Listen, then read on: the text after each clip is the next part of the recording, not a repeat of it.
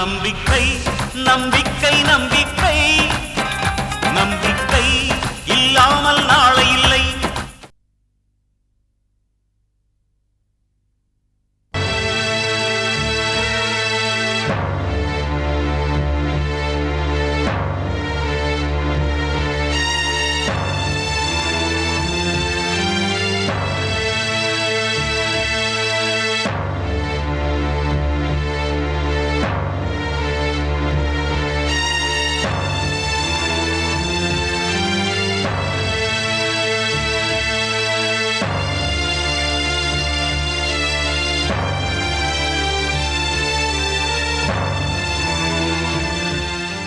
முதலாளி வாங்க முதலாளி. வாங்க வாங்க. என்ன இதெல்லாம் ஏந்துருங்க. முதலாளி நல்லா இருக்கீங்களா? எங்களை எல்லாம் விட்டு போயிட்டீங்களா முதலாளி?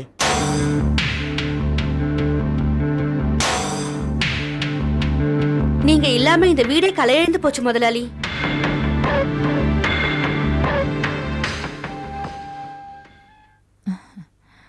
வசந்த் வாப்பா. என்னைக்காவது ஒரு நாள் நீ என்ன தேடி வருவன்னு எனக்கு நல்லா தெரியும். நீங்க ரொம்ப உயரத்துல இருக்கீங்க. ரொம்ப நேரம் இப்படியே பார்த்துட்டு இருந்தீங்கன்னா கழுத்து வலிக்கும். வேண்டாம் வசந்த், நீ மேல வர வேண்டாம். என்ன மேல வரவிட மாட்டீங்கன்னு எனக்கு நல்லா தெரியும். வேண்டாம், நான் இங்கே இருக்கேன். இல்லப்பா, நான் உனக்காக இறங்கி வரேன்னு சொன்னேன். வானத்துல பறக்கிற விமானம் கூட ஒரு நாள் கீழே இறங்கிதான் ஆகணும். அது மேலேயே நிக்க முடியாது. நான் ஏதோ 4 வார்த்தை கோவமா பேசிட்டேன், அதுக்காக என்ன விட்டு போயிடுறதா? கொஞ்ச நாள் பிரிஞ்சு இருக்கிறதுனால நமக்குள்ள தாய் புள்ளங்கிற உறவு இல்லாம போயிடுமா? எப்படிமா? உங்க வார்த்தைக்கும் வாழ்க்கைக்கும் சம்பந்தமே இல்ல. தூக்கி வளர்த்த அம்மான்னு பாசம் வச்சேன், என்னையே தூக்கி போட்டீங்களா? உன்னை தூக்கி வீசிட்டேன்னு யார்ப்பா சொன்னா? இத பார், உன் போட்டோ கூட நான் எடுக்கல, தினம் நான் பாத்துக்கிட்டே இருக்கேன். ஏன்பா சிரிக்கிற? ஒண்ணும் இல்ல, நிஜத்தை தூக்கி போட்டீங்க, நிழல வச்சிட்டு இருக்கீங்க, அதை நினைச்சு சிரிச்சேன். வசந்த், நீ இனிமே இங்கே இருந்துரு. என்ன இருந்தாலும் நான் உன்னை வளர்த்தவ. பெத்தவங்களை விட வளர்த்தவங்களுக்கு தான் பாசம் ஜாஸ்தி. நடந்து தினமா நடந்து போயிடுச்சு, அதெல்லாம் மறந்துட்டு நீ இனிமே இங்கே இருந்திருப்பா. நான் இங்க வாழ வரல, வாழ வேண்டிய அருணா வாழ்க்கையை கெடுத்துறாதீங்கன்னு சொல்லிட்டு போக வந்தேன். என்னப்பா சொல்ற? நான் ஏன் அருணாவோட வாழ்க்கையை கெடுக்க போறேன்? எந்த தாயாவது தன் பொண்ணோட வாழ்க்கையை கெடுப்பாளா? ஒரு நல்ல தாய் அப்படி நினைக்க மாட்டாமா. அருணாவை அவ புருஷனோட வாழ அனுப்பி வைங்க. ஆனா அவ வாழ்க்கை அவ நினைச்ச மாதிரி அமையலையே. மாப்பிள்ளை அவளை ரொம்ப கொடுமைப்படுத்திட்டாரு. அதனாலதான் அவளை அனுப்ப எனக்கு மனசு வரல. இதெல்லாம் நினைச்சு என் வயிறு எரியறது எனக்கு தான்ப்பா தெரியும். வயிறு எரியட்டும், தப்புல. அவ வாழ்க்கையை எரிச்சிடாதீங்க. அண்ணா வாங்கண்ணா, எவ்வளவு நாள் கழிச்சு வீட்டுக்கு வந்திருக்கீங்க? ஏன் நின்னுட்டு இருக்கீங்க? உட்காருங்க. அருணா, இந்த வீட்டுல என் காலடியே படக்கூடாதுன்னு நினைச்சேன். உனக்காக தான் வந்திருக்கேன், கிளம்பு. எங்கண்ணா? கல்யாணம் ஆன பொண்ணு புருஷன் வீட்டுல தான் இருக்கணும். புருஷனே வீட்டுல இருக்கிறது இல்ல, என் புருஷன் பொழுதன்னைக்கும் உங்க வீட்டுல தானே இருக்காரு. யமுனாவை நான் விரட்டிட்டேன், ஆனா உங்க பொண்டாட்டி அவளை கூட்டிட்டு வந்து உங்க வீட்டுல வச்சிட்டு இருக்காங்க. இப்போ என் புருஷனுக்கும் யமுனாவுக்கும் உங்க வீட்டுல தான் உறவு தொடர்ந்துகிட்டு இருக்கு. அருணா, தயவுசெய்து பிரேம் அப்படி நினைச்சிடாத. அவர் நல்லவர். அவர் நல்லவர் தான் ஒரு காலத்துல, இப்ப இல்ல. நல்லவங்க என்னைக்குமே நல்லவங்க தான். இல்லண்ணா, அவர் மனசை எல்லாரும் சேர்ந்து மாத்திட்டாங்க. வசந்த், அவளுக்கு அங்க போக விருப்பம் இல்லனா விட்டுடு. அவ இங்கே இருந்துட்டு போகட்டும். இவ்வளவு பெரிய மாளிகையில அவளுக்கு இடம் இல்லையா என்ன? அம்மா, அருணா வாழணும்னு நான் ஆசைப்படுறேன். அருணா, பிரேம் உண்மையாவே உன்னை கொடுமைப்படுத்திருந்தாருன்னா பார்த்துக்கிட்டு நான் சும்மா இருந்திருக்க மாட்டேன். ஆனா அவர் உண்மையாவே ரொம்ப நல்லவர். நீ அவரை விட்டு வந்தது ரொம்ப பெரிய தப்பு. அவசரப்படாத, நிதானமா யோசிச்சு ஒரு முடிவுக்கு வா. ஜெயந்தி கூட நீ நல்லா இருக்கணும்னு தான் நினைக்கிறா. அட, நீ அவளை நம்பலனாலும் பரவாயில்ல, உன் புருஷனை நம்பு.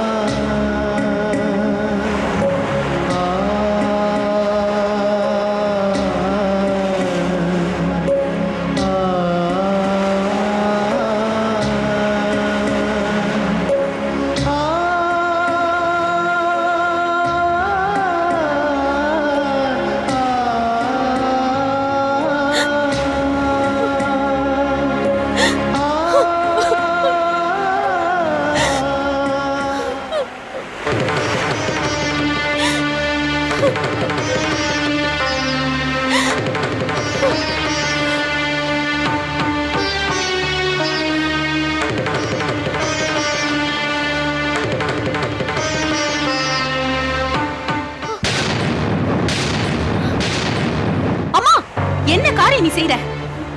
என்னம்மா அது? அப்பாவுக்கு காரியம் பண்ணும்போது எதுக்குமா தட்டி விடுறீங்க? உங்க அப்பா உயிரோடு இருக்கும்போது நீ எதுக்காக இந்த காரியத்தை பண்ணணும்?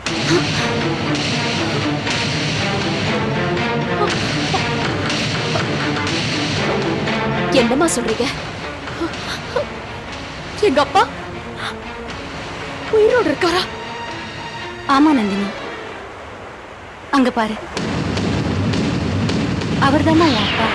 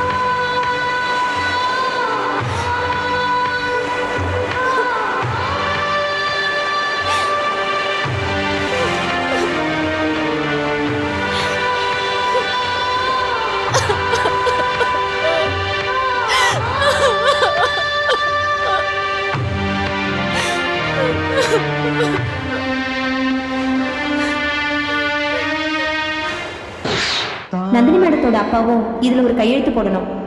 கொடுங்க. கங்கா, அப்பா கையெழுத்து தானே வேணும்னு கேட்டாங்க. அப்பா கிட்ட கொடுங்க. அப்பா, அந்த ஃபார்ம்ல ஒரு கையெழுத்து போடுங்கப்பா.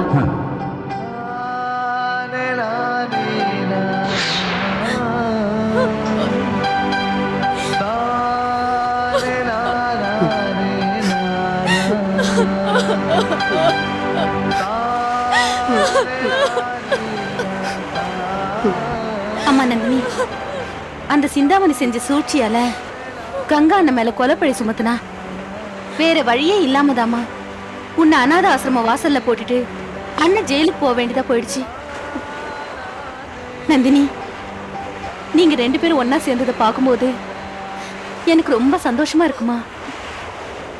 இவ்ளோ பிரச்சனைகளுக்கு காரணமே அந்த சிந்தாமணி தாமா.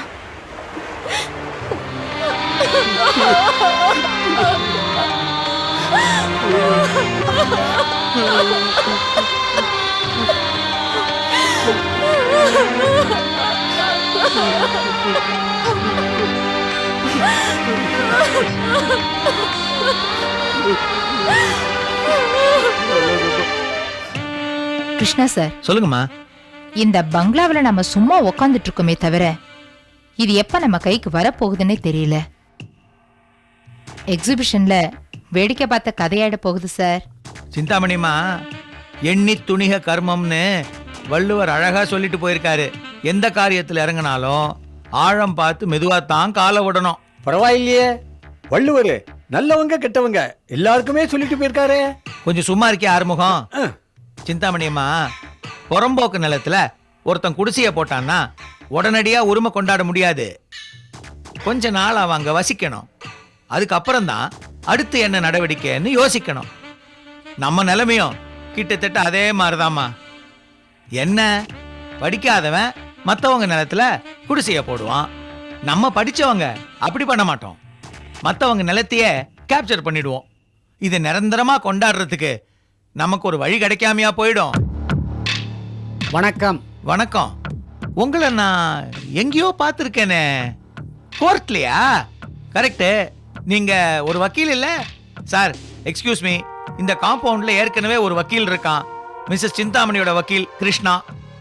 நான் ராம்கோபாலோட வக்கீல் பாலு, பாலசுப்ரமணியம். ஓ, நமஸ்காரம் நமஸ்காரம். இவங்களை தெரியுமா மிஸ்ஸஸ் சிந்தாமணி? தெரியும். இவங்கள பத்தி நிறையவே கேள்விப்பட்டிருக்கேனே. மிஸ்டர் பாலசுப்ரமணியம், நீங்க என்ன விஷயமா இங்க வந்திருக்கீங்க? ராம்கோபால் தன் வளர்ப்பு மகள் நந்தினி பேர்ல இந்த வீட்டையும் இன்னும் சில அசையா சொத்துக்களையும் எழுதி வச்சிருக்கார். எப்படி எழுதியிருந்தாரு? உயிலா எழுதி என்கிட்ட கொடுத்திருக்கார். ஓஹோ, உயிலாவே எழுதிட்டாரா? உயிலா எழுதி என்கிட்ட கொடுத்து ரெஜிஸ்டர் பண்ண சொல்லி இருந்தார்.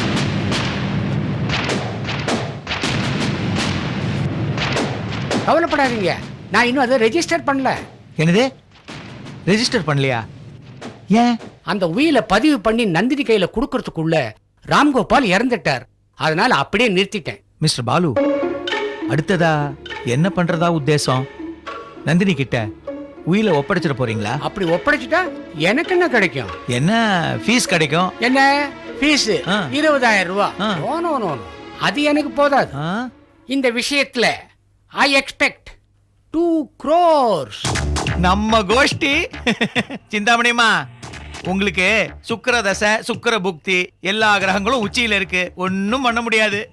பாலு, சொல்லு கிருஷ்ணா, உனக்கு ஏன் இதெல்லாம் கஷ்டம்? 2 கோடி எதுக்கு? இவ்வளவு பெரிய சொத்துல 3ல ஒரு பங்கு உனக்கு. எனக்கு சொத்துல பங்கு வேணாம். I want 2 crores. பாலு கண்ணா, நீ ரொம்ப தெளிவா இருக்க, என்ன மாதிரி. அப்புறம் என்ன, அடுத்ததாக வேண்டியதை பாத்துருவோம். மிஸ்டர் பாலு, ராம்கோபால் எழுதின உயில் நாளைக்கு காலையில முதல் வேலையா என் வீட்டுக்கு வந்து சேரணும். சிந்தாமணி அம்மா ஒரு வார்த்தை சொன்னாலும் அது திருவார்த்தையா இருக்கும். உங்களுக்கு ஓகே தானே? எனக்கு ஓகே தான். முதல் வேலையா நாளை காலையில உயில கொண்டு வந்து கொடுத்து. ஓ, thank you sir, thank you thank you thank you. அப்ப நான் வரமா? வணக்கம். ஆறுமுகம், அம்மா நீ போயிட்டு அப்புறமா வா. நான் வரேன் சார். வா வா வா வா. சிந்தாமணிமா, நம்ம திட்டம் போட்டு சொத்து அமைக்கினா இவன் சட்டத்தை வச்சே சொத்து அமைக்கிறான் பாத்தீங்களா? மலை முழுங்கி மகாதேவனா இருப்பான். உயில் நம்ம கைக்கு வரட்டும் கிருஷ்ணா சார், நாம இவனையே முழுங்கி ஏப்ப விட்டுறலாம். அப்பா, இதான் சாணக்கிய சிந்தாமணியின் சிந்தனை சிதறல்கள்ல ஒண்ணு. அதனால தான் நீங்க நிக்கிறீங்க.